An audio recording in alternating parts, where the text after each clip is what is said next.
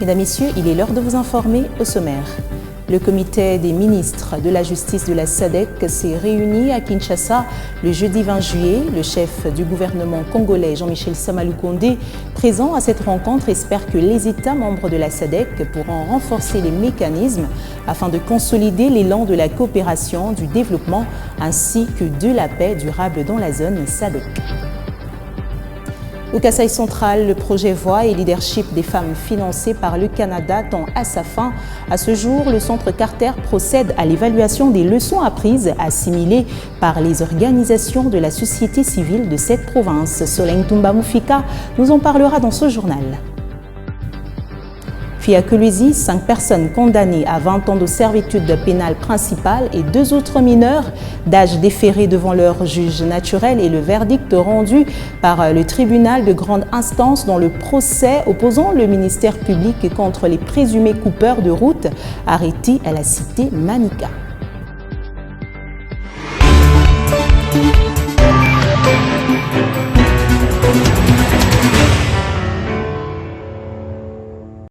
Mesdames, Messieurs, vous êtes les bienvenus dans cette grande édition du journal. Comme je venais de l'annoncer, la rencontre du comité des ministres de la justice de la SADC à Kinshasa s'est tenue le jeudi 20 juillet. Les hauts fonctionnaires des ministères de la justice de cette organisation sous-régionale de l'Afrique australe ont pris part à cette réunion.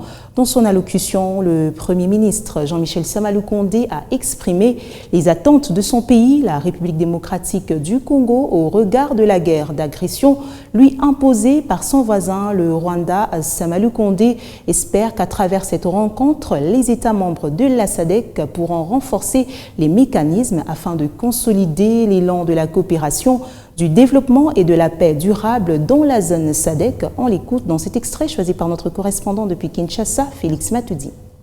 Nos mécanismes de règlement des différends, nous consolidons notre engagement en faveur de la paix, de la sécurité et de la coopération entre nos États. Sur ce point, il est d'autant plus regrettable de constater que notre pays, notamment sa partie orientale, souffre des conséquences des actes belliqueux d'un voisin bien identifié, le Rwanda, pour ne pas le citer, qui, malgré les bonnes intentions affichées par son Excellence Félix-Antoine Tshisekedi Tshilombo, président de la République et chef de l'État, n'a pas hésité à nous agresser directement et sous couvert de ses supplétifs du M23. Cette guerre injuste a causé d'innombrables atrocités, massacres des civils, viols des femmes et des filles, pillage systématique de nos minerais, destruction des champs, des récoltes et déplacement massif de nos populations, et j'en passe. Le gouvernement de mon pays reste très marqué par l'appui et la solidarité dont il a toujours bénéficié de la SADC, comme c'est le cas encore aujourd'hui et présentement. Mesdames et messieurs, je souhaite vivement que vos travaux soient l'occasion de réfléchir une fois de plus et à fond sur la mise en œuvre et la concrétisation de l'intégration dans le secteur de la justice. Parlant des 9e Jeux de la francophonie, à 9 jours du démarrage officiel de 6 assises, une délégation composée du vice-premier ministre, ministre des Affaires étrangères, ministre de la Communication Patrick Mouyaya, celui des Sports et le directeur de la francophonie a conduit jeudi une délégation des ambassadeurs des États membres de la francophonie et d'autres personnalités à inspecter les sites devant accueillir les Jeux. Cette visite d'inspection a débuté par le stade Omnisport des Martyrs, en passant par le stade Tata Raphaël pour clôturer le périple à l'université de Kinshasa, réquisitionné pour le logement de certains athlètes. Les détails dans ce reportage encore une fois de notre correspondant depuis Kinshasa. Compte à rebours déjà lancé, il était temps de faire un état de lieu des infrastructures avec les ambassadeurs des pays participants au 9e Jeu de la francophonie. François-Claude Kaboulou, Mwana Kaboulou, ministre des Sports, Patrick Mouyaya, ministre de la Communication, étaient de la délégation menée par Christophe Lutundula, vice-premier ministre, ministre des Affaires étrangères. En compagnie de leur hôte, les autorités congolaises ont sillonné tous les sites devant abriter les Jeux, partant du terrain annexe du Stade des Martyrs de la Pentecôte avec sa belle pelouse naturelle. Les gymnases tout fraîchement construits, passant par le Stade Tata Raphaël, désormais centre névralgique des activités. Ici aussi, les travaux vont bon train.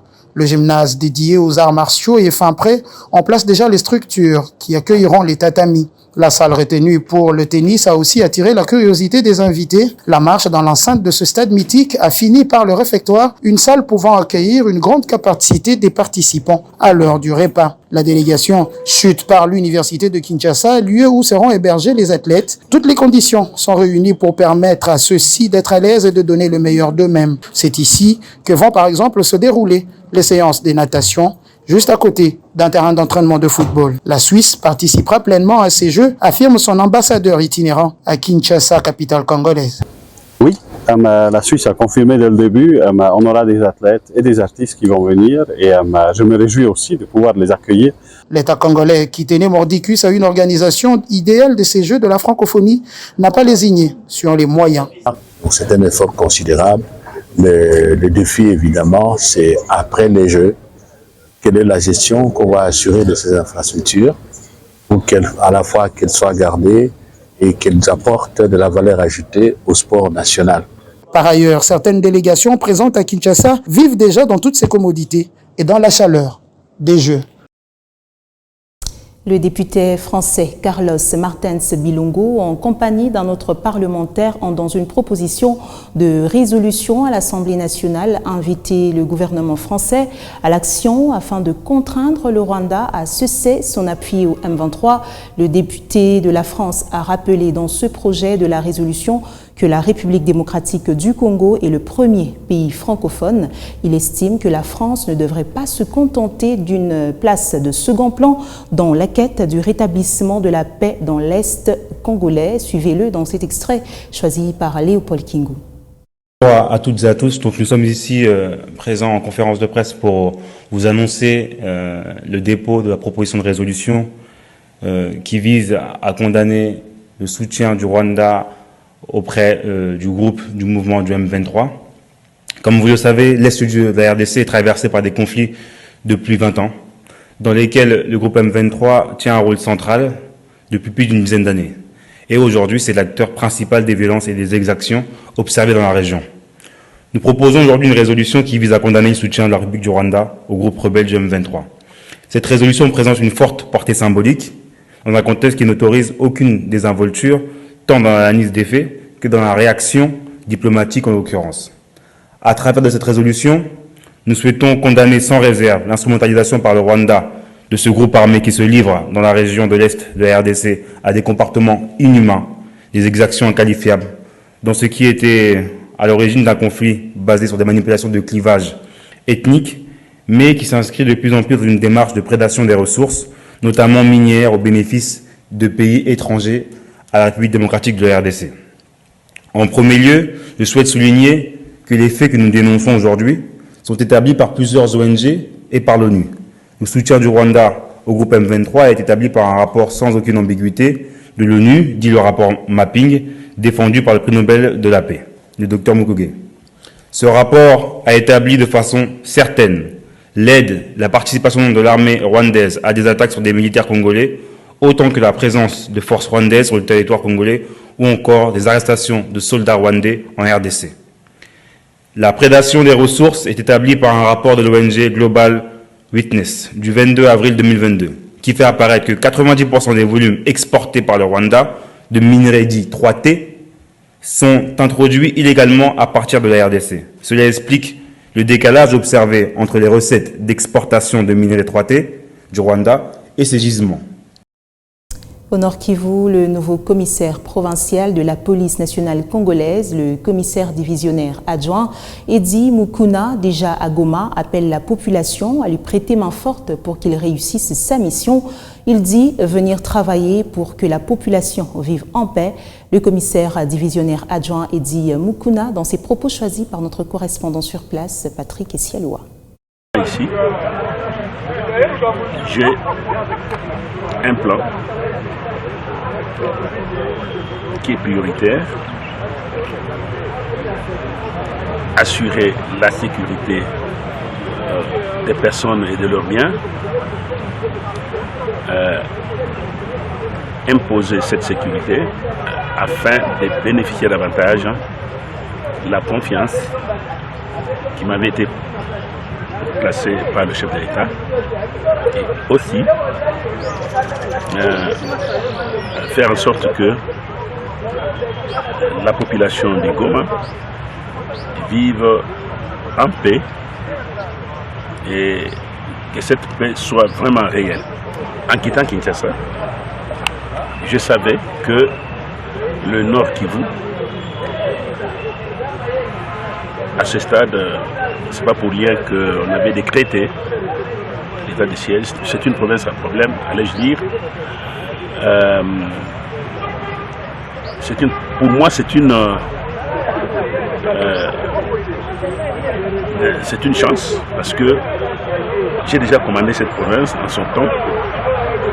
C'est une province que je connais pertinemment bien et que ici nous venons rassurer notre population de Goma, d'avoir la confiance en leur police. Nous ne sommes pas venus dormir, nous sommes venus travailler pour que la population vive en paix. Et comme je l'ai dit si haut, que cette paix soit vraiment effective et que la population vive cette paix-là. Donc, annoncé dans les titres, le projet Voix et Leadership des femmes financé par le Canada tend à sa fin en République démocratique du Congo en général et au Kasaï central en particulier. À ce stade, le Centre Carter procède à l'évaluation des leçons apprises assimilées par les organisations de la société civile de cette province. C'est ce qui justifie la tenue d'un atelier sur les leçons apprises et bonnes pratiques du projet Voix et Leadership des femmes en RDC. Il était question au cours de cet atelier sur les leçons apprises et bonnes pratiques du projet Voix et Leadership féminin, qui est à sa dernière année d'exécution en République démocratique du Congo, de passer en revue toutes les activités menées sur terrain avec les organisations de la société civile appuyées par le Centre Carter à travers le financement des Affaires mondiales Canada. Marie-Joséphine Tchaïkolo est responsable de VLF en RDC. Nous sommes en train d'apprendre, c'est vraiment l'expérimentation de la politique féministe du Canada. Donc ici, on a initié vraiment des actions innovantes ensemble avec nos partenaires parce que le Centre Carter ne prend pas le devant, mais ce sont les organisations de défense des droits des femmes locales qui sont sur terrain et qui mènent des actions. Principalement au Kasaï central, nous avons travaillé sur les unions conjugales des enfants et nous focalisons sur le changement des normes sociales, mais aussi l'autonomisation économique des femmes. Parmi les leçons et bonnes pratiques apprises, on note le changement des normes sociales avilissantes à l'égard de la femme et de la jeune fille au Kasaï central pris par les autorités traditionnelles. Le grand chef Jean-Pierre Chitou Kantoka en donne quelques normes changées. Les tabous ou les gestes, nous appelons ça Achiroba Chibingi. Quand il s'agit d'une femme mariée, il y a commis l'adultère dont la tradition exigeait qu'on la fasse sur qu'il est nu au milieu du village en la torturant, en avilisation de la dignité humaine, désormais remplacée par les amants. Nous aspergeons les sangs d'un coq sur le pied des conjoints en y mettant la poudre traditionnelle. Il faut noter que le leadership féminin vise à renforcer la jouissance des droits fondamentaux des femmes et des filles et à faire progresser l'égalité des sexes en RDC à travers le renforcement institutionnel des organisations de défense des droits des femmes. À Kananga, au Kasaï central, VLF travaille avec des organisations de la société civile, entre autres le RFDF et le Centre Bama Mutabulukai. Merci à Soleil Toumamofika pour ce reportage. Et puis en province, prenons cette nouvelle en bref et en images. Suite au soulèvement des creuseurs de Kinsankala de ce jeudi et ce vendredi sur la RN39 au niveau de Kisanfou, les ministres provinciaux de l'Intérieur et des Mines ont réuni ce vendredi les responsables des creuseurs de ce site pour connaître les revendications des artisanaux miniers. Ces exploitants ont fait savoir leurs réclamations, notamment les conditions de travail sur le site de Kisankala. Après plus de 2 heures d'échange, la solution qui a été trouvée, c'est celle de laisser les creuseurs retourner sur leur site. Les ministres des Mines et de l'Intérieur devraient se rendre ce samedi matin sur place pour s'assurer de l'effectivité de la décision qui a été prise. Et puis, démarrage ce jeudi 20 juin des travaux d'assainissement au cimetière de Sapin 1. Les travaux d'entretien de ce patrimoine sont exécutés par l'entreprise CGS pour une durée de 45 jours.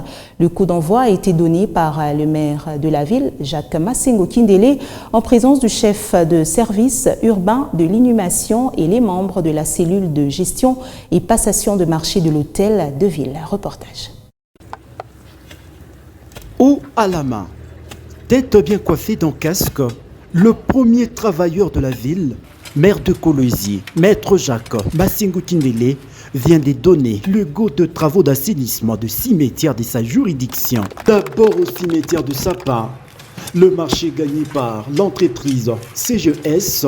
Ce travaux consiste d'abord au désherbage manuel et mécanique pour offrir aux familles de Kolwezi une meilleure visibilité pour repérer les leurs. Déterminé à rendre propre, surtout moderne, tous les cimetières de Kolwezi, le premier de Kolweziens y va sans recul et invite ses administrés à protéger ses patrimoines communs. Pas protéger ni patrimoine ni tout commun. Pour Nathan Nombi, chef des services urbains de l'inhumation, le mot lui manque pour exprimer toute sa gratitude à l'endroit de l'initiateur, maître Jacques Massengo Kindele, lui qui incarne un leadership transformateur. 45 jours, c'est la durée d'exécution de ces travaux. Nous allons essayer de le faire dans les normes que cela exige et stipulé par le cahier de charges qui nous a été octroyé. Au tribunal de grande instance de Kolwezi, le jugement dans le procès opposant le ministère public contre les présumés coupeurs de route arrêtés à la cité Manika est tombé ce vendredi 22 juin 2023. 5 sont condamnés à 20 ans de servitude pénale principale et 2 autres mineurs d'âge déférés devant leur juge naturel. Ouvert le samedi 15 juillet dernier, ces procès en flagrance opposant le ministère public aux 7 présumés coupeurs de route arrêtés pour vol, extorsion et association des malfaiteurs vient d'atterrir ce vendredi 21 juillet 2023.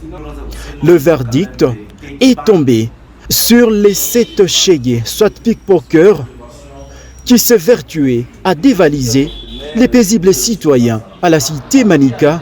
5 parmi eux ont été reconnus coupables, sont condamnés avec admission des circonstances atténuantes à 20 ans de servitude pénale principale. Et pour les 2 autres mineurs d'âge, le tribunal se déclare incompétent et les défère devant leur juge naturel.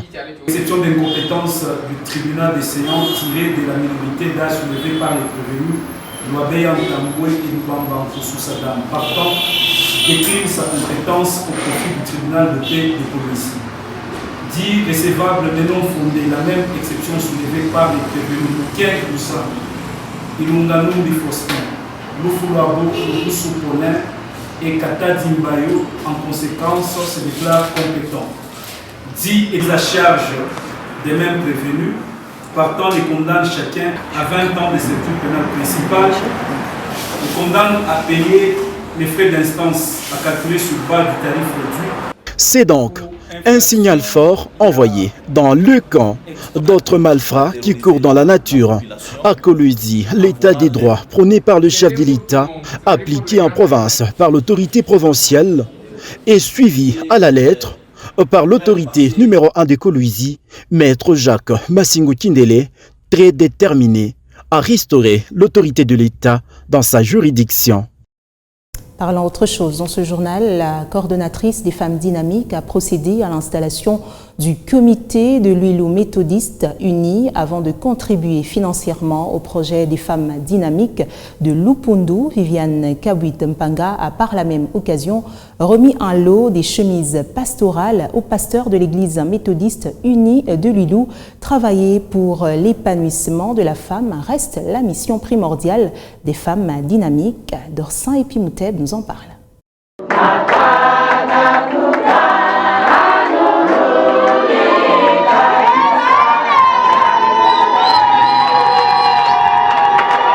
L'association Femmes Dynamiques gagne du terrain. Le comité L'Uilu méthodiste uni a été installé par la coordonnatrice Viviane Mpanga Kabuit. Ces femmes dynamiques ont été sensibilisées à l'autonomisation. Sasa zamani tulikuwa mpaka biote ni baba aende mkaji arudie hivi na hivi, kisha tunaangalia sema pana mwanamke na yeye Mungu pale alimuumba anasema ni aids, elle doit aussi apporter quelque chose. Les femmes dynamiques sont appelées à l'autonomisation pour aider leurs familles, mais aussi contribuer au développement du pays. Battons-nous pour cela, nous devons y arriver. La stratégie c'était quoi? Les femmes doivent se prendre aussi en charge. À cette même occasion, un lot des chemises pastorales a été remis pour soutenir l'œuvre de Dieu aux représentants de l'église méthodiste unie L'Uilu. Le pasteur Georges n'a pas manqué de bénir la donatrice et toutes les femmes dynamiques. Après L'Uilu, direction Lupundu, où les femmes dynamiques ont fait rapport du travail abattu dans ce comité. C'est notamment les budgets réalisés pour différents projets. Satisfaite, Viviane Kabuit a ajouté sur ces budgets afin de permettre à ce comité de réaliser ses projets. Banakupatia samanki ni mubaya, ifo bakufundisha kulopola juu siku utalopola na wewe unapata au utarudilia kulomba. Maisha ya kulomba kazarau. Viviane Kabuit nous a appris à nous cotiser mutuellement et aujourd'hui, voilà le résultat. Nous avons notre propre financement pour différents projets. Que Dieu la bénisse en toutes choses. La tournée s'est clôturée par le comité de Kisanda qui sera installé dans un futur proche. Et puis le ministère de la Révélation organise ce samedi 22 et dimanche 23 juillet la première édition de la conférence Ciel ouvert dans la salle Naz. Sur ce, le prophète Francine Ngawala et le pasteur Joël Kaboué ont foulé le sol coloésien ce vendredi 21 juillet 2023. Un accueil digne leur a été réservé par la hôte de la manifestation. Il est 17h, les orateurs de la première édition des Ciels ouverts arrivent. Le prophète Francis Ngawala en premier, puis le pasteur Joël Kaboué. En présence de la prophétesse haute Lydie Malaika, Ngawala et Joël reçoivent les honneurs dignes. Le climat de la capitale mondiale du cobalt n'est pas étrange pour les deux serviteurs des dieux.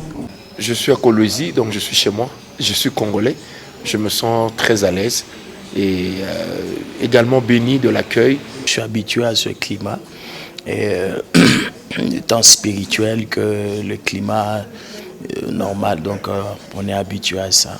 Pour cette conférence qu'accueille la salle Naz, le prophète Francis Ngawala comme le pasteur Joël Kaboué, tous des instruments attendent que Dieu fasse quelque chose. Nous croyons qu'étant à la disposition de Dieu et étant disponible pour la bénédiction du peuple, le Seigneur fera de nous et avec nous ce qu'il voudra. Et je sais déjà que Dieu fera grâce. Vous savez, nous sommes de l'école qui dit que Dieu fait ce qu'il veut. C'est-à-dire, on ne sait pas ce qu'il va faire, mais on sait qu'il va faire quelque chose. Ils appellent le peuple des dieux à rehausser de leur présence à ce grand événement qui ne se tiendra que pendant 2 jours. Juste leur demander d'être là parce que je crois que ces 2 jours que nous allons passer seront des journées très bénies, seront des journées vraiment glorieuses et je crois que plusieurs en garderont un heureux souvenir. Je vous invite à venir massivement à cette grande conférence qui laissera sans doute des tâches divines dans votre vie. Alors, n'oubliez pas, l'invité a aussi le droit d'inviter. Que le Seigneur vous bénisse. Le seul rendez-vous est bien fixé pour ce samedi et dimanche à 14h dans la salle Naz.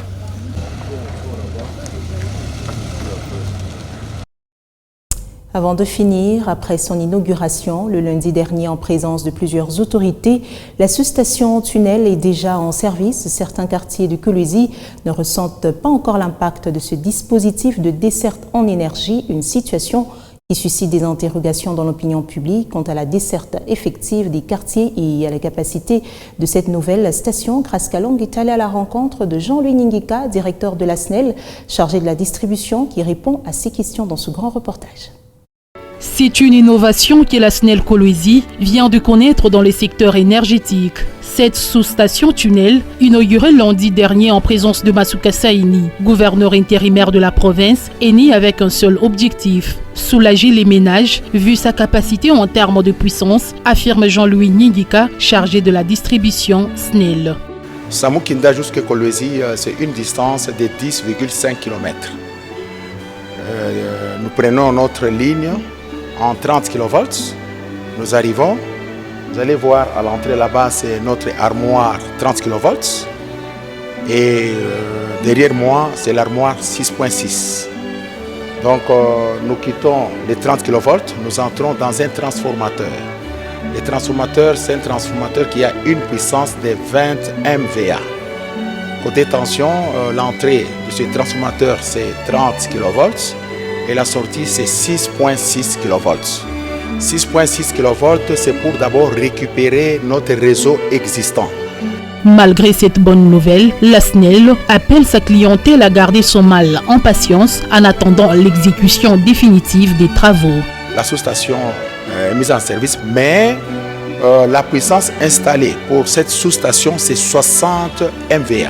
Vous allez comprendre que jusque-là, c'est les 1 tiers qu'on a mis en service.